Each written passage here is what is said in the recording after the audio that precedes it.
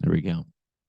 Yes, good morning, guys. If you are in United States of America, and good evening if you are in Philippines. Assalamu alaikum to my friends in Abu Dhabi and United Arab Emirates. It's thanks God it's Thursday once again, and we have amazing physical therapist, entrepreneur, innovator. Every Thursday, we highlight those professionals. We even have academicians, and globally, we try to interview them and service all over for you as listeners. So for tonight's guest, we have none other than Jimmy Mckay, live from New York. And he is a creator and founder of PT Pintcast. He's the host, and I'm sure you are following him, especially we have many friends like podcasting. And Jimmy, you're one of their idol. They're Uh-oh. idolizing you. That's why they're in that niche, just Uh-oh. like some of my colleagues. So let's welcome Jimmy Mckay in the house. Thank you very Jimmy, much. welcome. I appreciate it. Oh, you're too I kind. like that.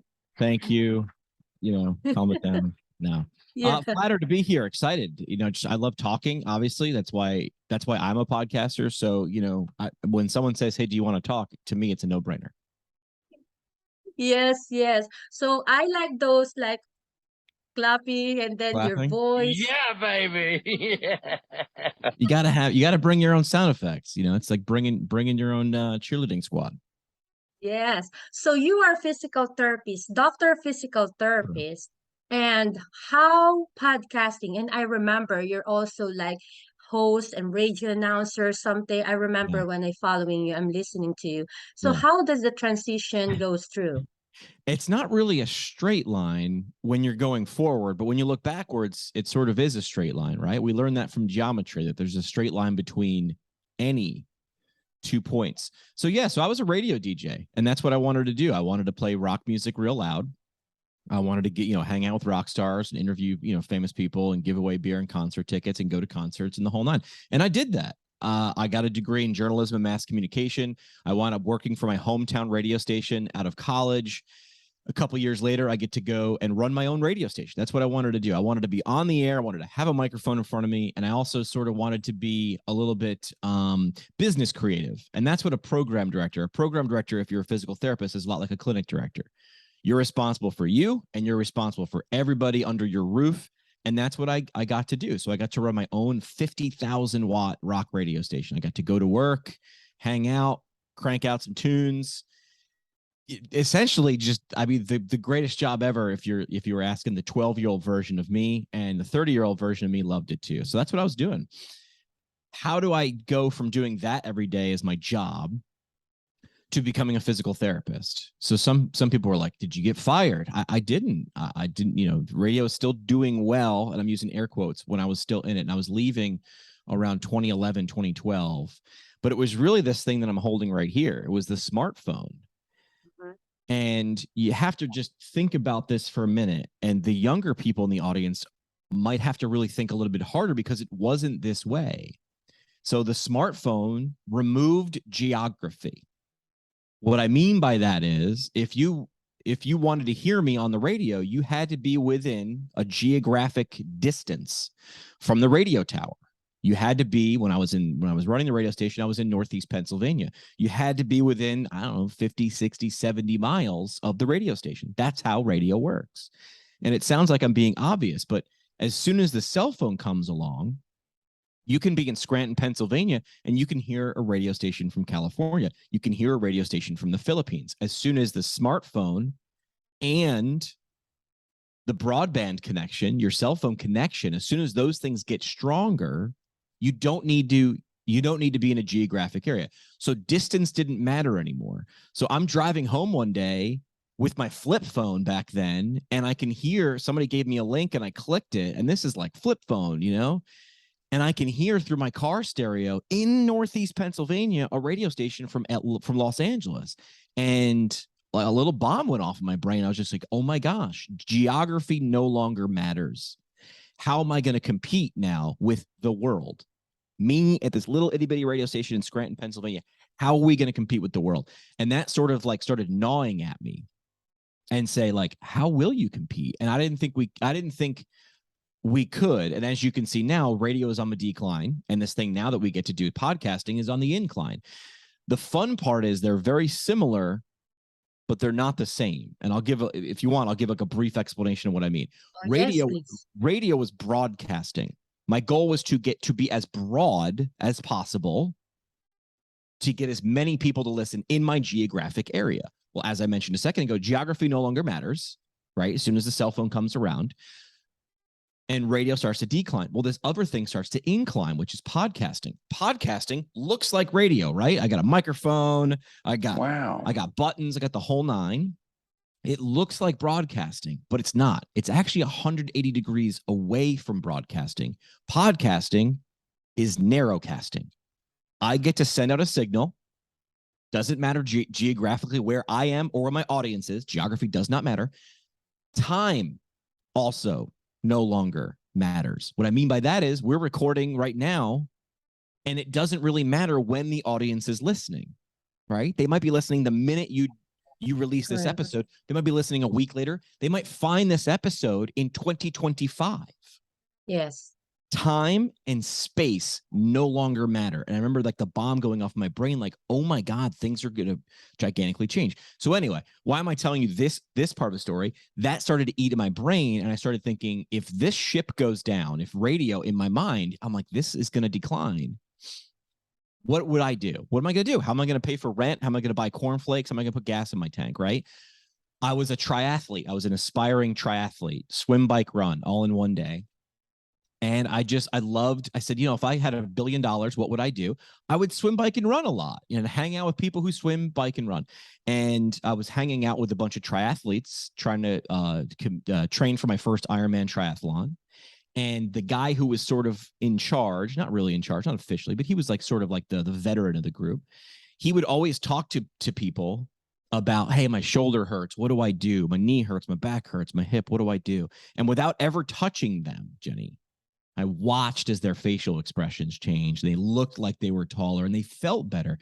And I was like, dude, what are you doing? Like, you're talking and you're making people feel physically better.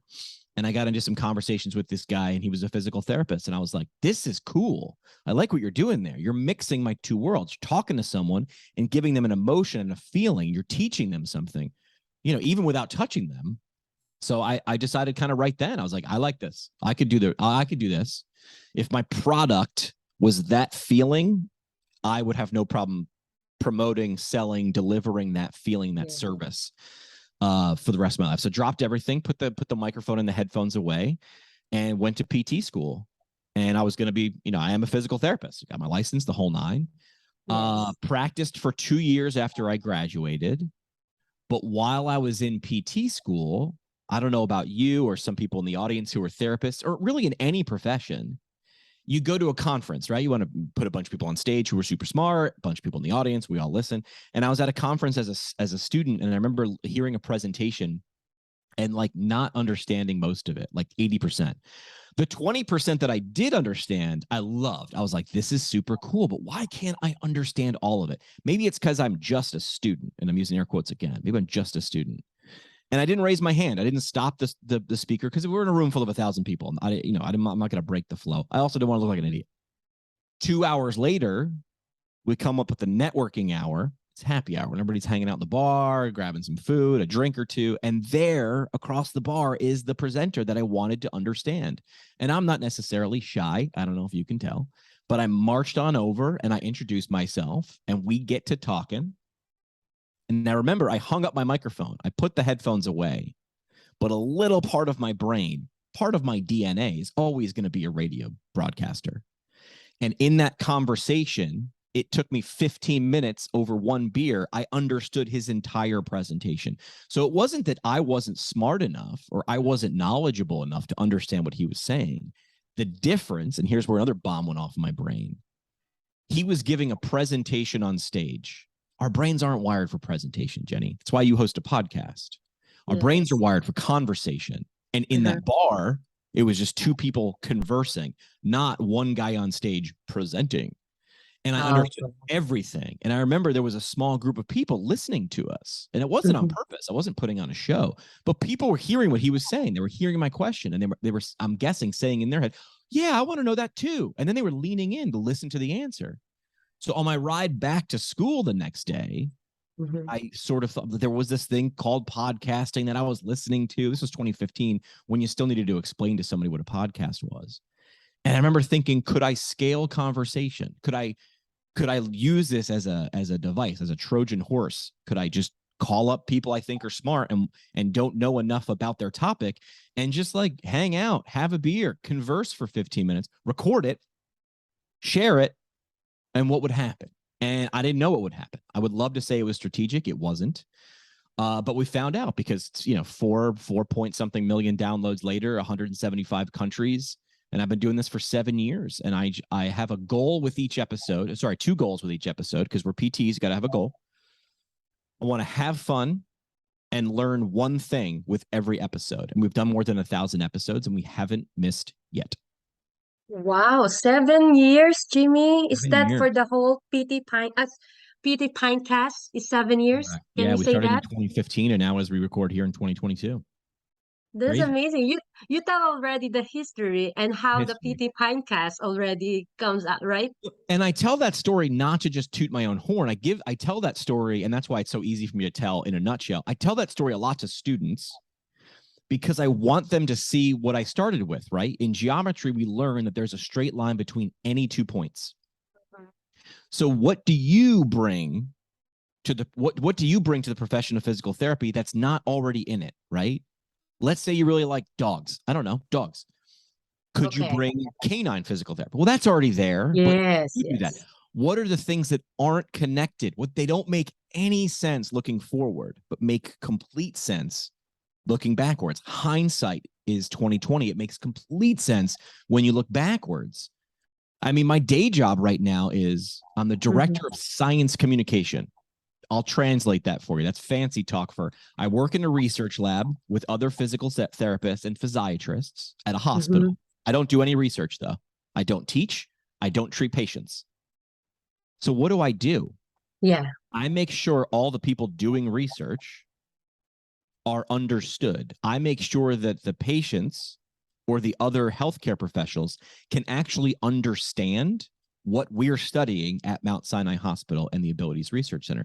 Because if we do great work, but nobody hears about it, man, that just doesn't make any sense, right? If you do great work and nobody knows about it, it doesn't really matter.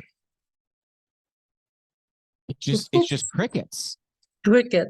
But what if you could bring in someone like me who speaks 2 languages? I speak communications and I speak physical therapy and rehab. This does not mean I necessarily need to be perfect at both. As long as I'm passionate enough to keep asking those questions, and then I can hopefully explain that information clearly and succinctly, everybody wins.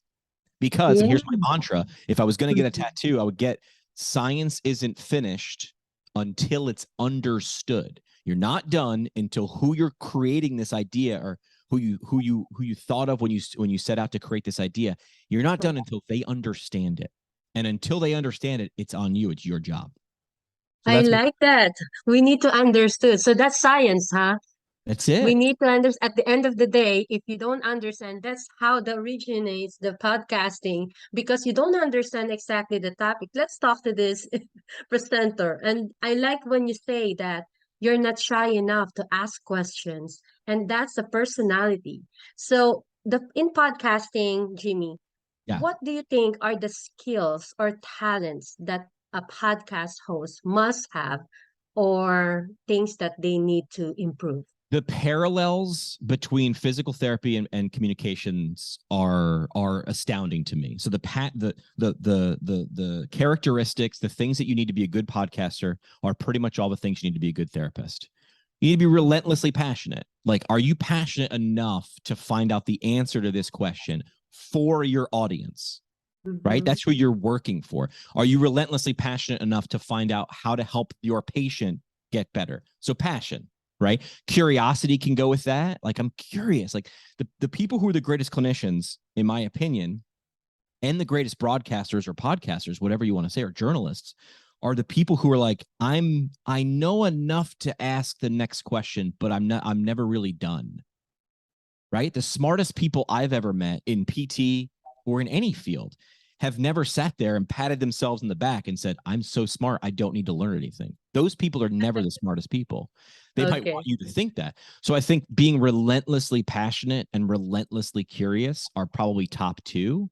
And you don't need, I think this was Martin Luther King. I love quotes, by the way. I think Martin Luther King said, you don't need to see the whole staircase. You just need to see that first step or the next step. I don't want to butcher Martin Luther King, like but, that. but and I use this idea in my head a lot, which is, listen, as long as you kind of know which way north is or whatever your North Star is on the project you're working on, do you need to know every twist and turn along the way? You don't. You do not. But you need to know the first step. And as long as you're passionate, and when you get to that first step, if you're like, okay, now all I need to know is the next step. Which way is that going to take me? So I think relentless passion and curiosity are the two things that you need to have to be successful anyway. Yeah, okay. So I think also it's not a big deal if you're a good communicator initially, because it will push through. It will improve later on. Yeah, I mean, podcasting, again, it's not broadcasting. But even podcasting and broadcasting, they are conversations, or should be conversations at scale. I know there's some technology involved, right? I got a camera in front of me right now. We're talking via Zoom. I got a fancy microphone. I got the sound effects, right? All this stuff. Look at the fancy lights I got here. Like, I know it looks complicated, but when you boil it down, and I love calling this reducing fractions, right? When you reduce the fractions of what you're actually doing here, is you're sharing information and emotion. That's it. Those are the things our brain can compute and can comprehend. Information and emotion. That's pretty much it when you reduce the fractions, right? So all you're really doing, as much technology goes into this microphone that I'm talking into, the technology, the microphone, is less than 1% of what makes what I do with it important. Can I use this as a tool to get information out of my guest? And then can I translate, can the overall sum of its parts translate or share something that the audience understands? That's what podcasting is. It's not fancy microphones. It's not sound effects. It's not it. It is conversation at scale. It's what our ancestors did around campfires. That's how our brain still works. That's how we learn. You have the message, deliver the message. Yes. You have the person talking to, because you said it should be conversational. Yes. And then once the audience absorb the message, so that's it. You met your goal. Right. I mean, so, all right, you have sender, you have receiver, and then you have the way that you have the message, and then you have the way the message is sent. That is a medium. I could write. Yes. I could type and write in printed words. That's not my thing, right? You could have video. You could use graphics. You could use sound. Those are our elements, right? That's our oxygen, carbon, nitrogen. It's words, video, right? Videos, moving pictures, graphics, and sound. Those are our elements. Now, what you choose to do with them, the possibilities are endless. But understand, I like to say, just because, when I use this example for a child, it makes complete sense. If I see a 6-year-old kid sitting on the sidewalk with a shoe untied, and I show him very quickly, hastily, how to tie his shoes, and then I walk away, but he doesn't know how to do it, it's still on me to teach him, right? But I showed him, so I'm done. I said it. Aren't I done? No, of course not. My job is to keep going and maybe do it different ways. I'm reading his face to see when he gets lost. Hang on, let's go back. For some reason, as adults and as professionals, we just think as soon as we say it one way, we're done. No, my friend. It is still on you as the sender of the message to make sure you keep changing the way you share it until it is understood. The goal of going to the gym is not to have gone to the gym. The goal of going to the gym is to elicit change, right? The goal of communication is not to have communicated. The goal of communication is to achieve understanding. You don't have to agree. This is not me saying we need to convince people. I do not think we need to convince people. I don't need to convince you. As long as you understand what my message is, it is then upon you. I am done once you understand, right? Deliver the message. Correct. You decide what you do with that information. I'm just trying to make sure you can understand it. That's the way I look at my job. We are the messenger. You are the messenger. You create the message, and then you can use whatever medium you want. And the cool part is the distance between you, and I'm talking to the audience right now, and I'm talking to Jenny at the same time. The distance between you and your audience is no wider than the glass on your cell phone or the glass on your keyboard. Like starting a podcast, you can do it for less than $20. I know it looks like it's super complicated, and I know it can be intimidating to do anything. Start a blog, start a podcast, start a YouTube channel. That's you. That's you. That's your feeling limiting you. Well, I'm not an expert. Who the hell is when you start anything? Who's an expert the first time you do anything? The first time I was on the radio, I went in the bathroom after I was done with my first mic break and I vomited. I was so nervous. That's true. That was in college. If I stopped there, I always would have sucked. But I didn't stop there, right? Because I was passionate. I was like, I don't know what this is, but I want to be good at this. So I'm willing to be bad at this now so I can be good at this later. I was willing to own that. So, I mean, obviously I'm passionate about this because I saw so many clinicians know so much valuable information. And I'm sitting here screaming as a media guy going, why aren't you sharing this with the world? What would the world look like if we actually had really good access to more information? I know we have a lot of access, right? With a cell phone. You can Google anything you want, but you have to be able to make sure it's understood. It needs to be shared in more than one way to truly achieve understanding. That's really powerful, Jimmy, because you just say that it is in our hands. They're listening right now, and that's true. In the beginning, we are so afraid, and this is our second language. We are not real pure communicator.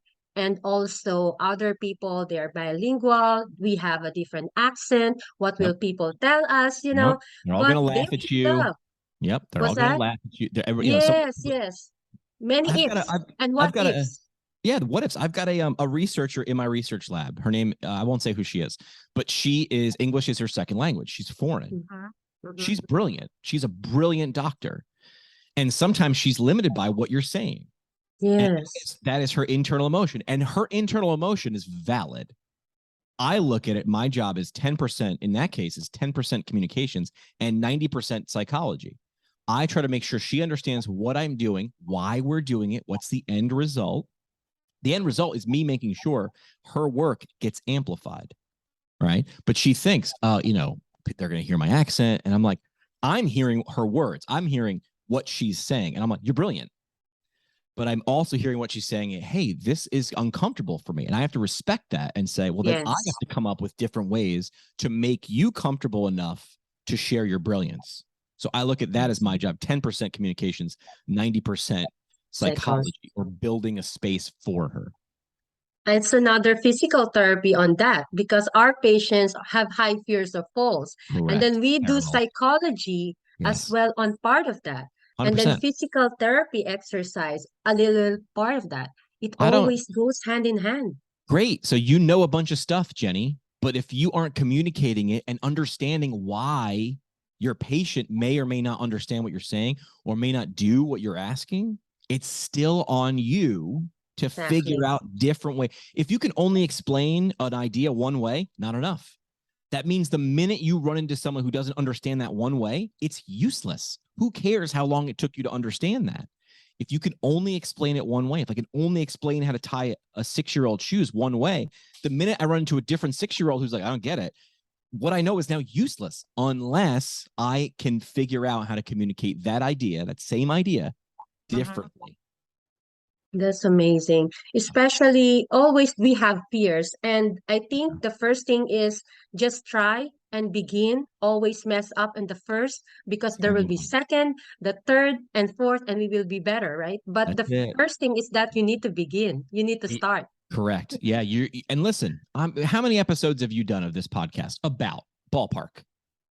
For me, right? I think like 70s, 80s. Okay. If you went back to episode 1, how would that make you feel? And you're laughing right now. If I listened to my episode 1, I would cringe. I would want no one to hear that. In the moment, that was the best I could do. And I knew it wasn't going to be perfect. Here's the thing, nothing is. But to get to where I am now, I had to be willing to suck. And then the next time I sucked less and I sucked less, right? In the pursuit of perfection, which never comes. But if you want to be strong, you have to be willing to pick up a 5-pound weight and say, this is all I can do right now. But I want to lift 50 pounds. You can't. You got to lift 5, and you got to do that a bunch of times. And then you know what? Now 5's easy. I'm going to go to 10. This is skill acquisition, right? Knowing that there is no perfection. You're going to do your thing your way, and that is the way you should do it. It's true. And everybody, we will have constructive criticism. Totally. We will improve. Honestly, in the Balance and Fall support group, Jimmy, it begins first. I always ask the therapist, hi, I would like you to answer these questions, and then I will feature you. Okay, Jenny, why don't we do a video? No, I don't talk. Just send this and answer this, and I will post it. Yeah. And then that's how I begin. No, let's do a video. And then that's fine. I cannot talk. I don't know. And because of that, that's David in New York also. And then he told me, because of him, that's how I begin this. And also the other will also say, if not now, and you don't deliver the message of your knowledge to other people who can listen to you, and how they will know that you know that. Yep. So your limiting factor, and God gave you a skill or talent, and you don't share, that's your fault. Yeah. That's also, you know, you're not giving your talent is also disgrace to God, not sharing your talent by limiting your fear, by your fear. Communication is a skill. You can learn it. It's not something that, I mean, I don't know if I was given a talent. I just know I liked communicating, right?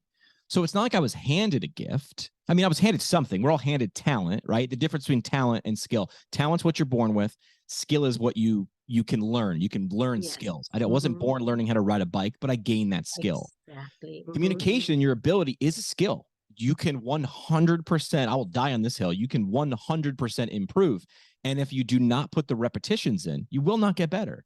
So don't be upset with the results you didn't get from the work you didn't do. If you're not a good communicator, it's because you weren't comfortable enough. You weren't honest enough to put in the work to get there. It's simple. What I do is simple. It's not necessarily easy though, right? It's easier for me because I have the reps. I put in the reps. Still getting better. I'm never going to be perfect, but I was willing to be bad years ago so that I can be okay today. And tomorrow I'll be a little better, but you've got to take that step. You have the gift, Jimmy. You know why? Because your voice really is different than the others. Maybe when you're a baby, you're crying. Oh, my mom said at a young age, she's like, Jimmy, you have the face for radio. So you better have you better figure out a good voice, because that face just isn't going to work on TV. No, you have a face and you have the face and also the voice. So you begin in the radio. Our broadcaster back in the Philippines, we don't know how they look like. Oh, these are even the people who's doing the Korean, the dubbing. Oh my gosh, this voice is so handsome and everything. But Jimmy, you have the face, so you're really in media. But I liked that when I was in radio. I liked that I was anonymous. Before the internet, right? I was in radio in like 1997. The internet really wasn't everywhere. So for the longest time, I'd be in my local community, and no one would have any idea who I was. This way, I knew people weren't saying things to try to get me to pay attention to them. I knew they were having real conversations because I was anonymous. I was faceless.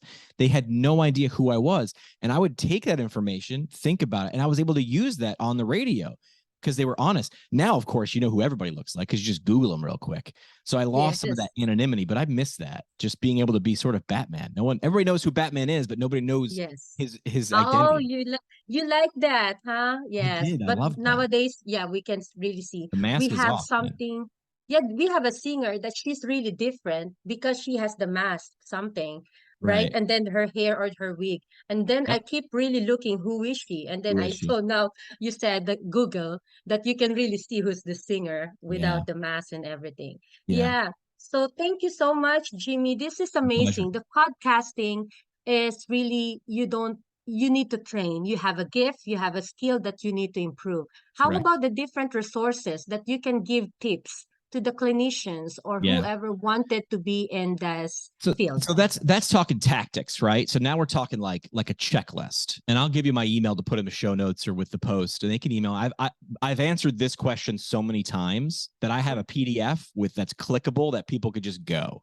Mm-hmm. I always love when people ask me that question, because I'm like, if you're already thinking about like what kind of microphone should I buy, right? That means you're on the end of a diving board, but you have to jump. Nobody can push you. You either jump or you do not jump. So I can share tactics and all that stuff. How do you logistically get started? I've got a PDF for that. And also, they need to begin first the tips on how to be. You're passionate, they're relentless, but they need to have a goal. In social media, what they need to have first is niche and go with the flow. What else do they need to begin with, Jimmy? They need to have a niche. And then I think something you care about, like my goal is have fun and learn something. It's real hard to, those are easy goals to hit. So I don't have a goal in downloads, but I'd say like if you want to think about a niche, like think about things you're relentlessly knowledgeable about or something you want to get more knowledgeable about. Okay. And then look around. And the best part is you don't need to be an expert. Look at me. I started my podcast as a PT student. By definition, I wasn't even a therapist yet, but I was super curious. And the fun part was it wasn't me saying what I thought I knew because I didn't know anything. I was a student. I brought in experts and I could say, this is what this person said. And the fun part is when I said, well, this is what this person said. Same conversation, different guest. You know what? Here's a different opinion about the same idea. Which one's right? I don't know. That's but really awesome. The audience can learn probably, if they're paying attention, if I've done my job right, they can learn something from both and they can decide themselves. That's amazing. Thank you, Jimmy. Thank we you. have many podcast clinician. Even Johan de la Paz, I just spoke with him. He follows you. He's the host of PT Meal. Yep. And PT Meal, and he follows you and he's motivated by your work. So thank you so much. With you, your social media platform, you help everybody and also your audience and listener. So how can we connect with you, Jimmy? Yeah. So I keep it simple. It's at PT Pintcast. So that's PTPINTCAST. I did that because that was that's where I met the first speaker I talked about when I'd understand. We met over a pint of beer. Yes, that's why. I set the show up where it's supposed to be conversation, right? You don't give a presentation with a pint of beer in your hand. You have a conversation with a pint of beer in your hand. So I want the audience to kind of get that feel. This is not a presentation. This is not super serious. The discussion can be serious, but it's not done in a stuffy, serious way. So it's at PT Pintcast or the website is ptpintcast.com. And then on all the podcast platforms. Thank you so much. Any books or courses or any projects that you want us to have more? To learn more about you. Yeah, because I've gotten that question so many times of how do I launch a podcast? Okay, I heard you. I want to communicate. I have a how to podcast course. It's like $30. I recorded myself giving the lessons that I was just doing over and over again. And I figured, hey, I might as well just can it. So I have like 30 lessons. It comes with, PDF guides, the whole nine. So I can give you that link if you're still thinking, you're standing on the edge of a diving board and you want to take that leap, this might give you that nudge. That's awesome. Thank you so much. And I think you're hosting also, is it in the Academy of Physical Therapy Association or something? Yeah, or you're just in the media? I help with the Foundation for Physical Therapy Research. That's a research organization. I'm a trustee, so I help them with communications. And I also help the Academy of Orthopedic Physical Therapy. That's the orthopedic arm of the APTA. I work with those guys to help them communicate better. Yes, thank you so much. You're very influential. We follow you and we thank you for all that you do.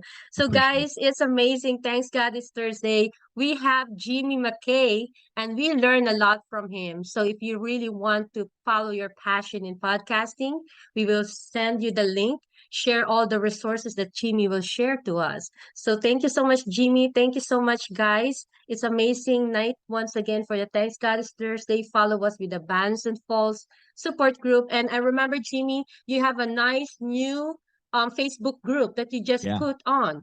The physical therapy who wanted a new career, right? Yeah, so find me a new PT job. I found a lot of people doing that. Yes, find me a new PT job. So if you're looking forward for that, so connect with us. So it's me again, Dr. Jenny Yusuf, physical therapist and doctor of physical therapy, creator and founder, Balance and Fall Support Group, and board certified clinical specialist in geriatrics. So I'm Excellent. the Vice Chair of Global Health. If you have any questions, and connect with us. And thank you so much again, Jimmy. Good night, everyone.